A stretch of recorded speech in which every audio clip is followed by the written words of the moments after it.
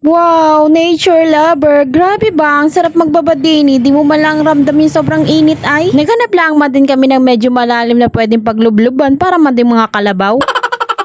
Hi guys, tara samahan nyo kami pumunta din sa Babahuri at gulping. Pag-iinit man din ang nararamdaman namin na tagaktak man din ang pawis. Kaya ganap man din kami ng pwedeng pagbabaran ng katawan. Ay abo, tinit kaunti na lang ang wari ay may iga na ring ilog na rin. Siguro mga 2 months pang mainit ay siguradong wala na rin tubig. Medyo malayo din man din na rin nilakad namin at naghanap baga kami ng malalim-lalim na pwedeng paglubluban ng katawan. Hindi na nakakatuwa yung init ay. Oo, kasalanan na naman namin aring mga babae.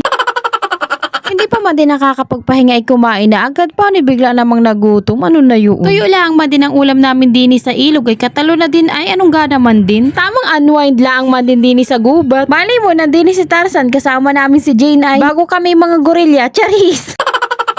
Ay malinaw din naman yung tubig ay wag laang magakalabsawan at parang pula si Wari ang akalabasan. Bago baga may mga isda na mga nagalanguyan, gahuli muna ako at may pang ulam kami pag uwi. Ay ano, ayos laang baga kayo dyan, baling umihi din sa taas.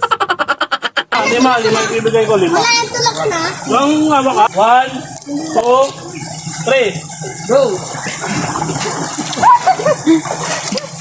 Tiwad na pitin ko na rin. Ay, wala. Talon. Naglaminaw.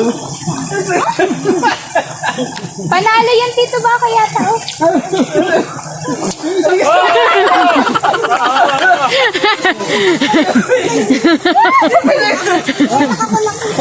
Nakakatuwa naman na rin mga bata ay for the go sa kalukuhan ni Tito Baka.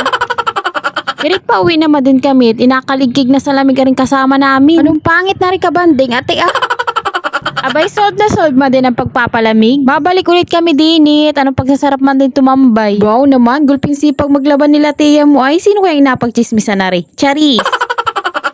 Yun lang po, pauwi na kami. Salamat naman at nakapagpalamig na rin sa wakas. Wag laang sanang asipunin kinabukasan.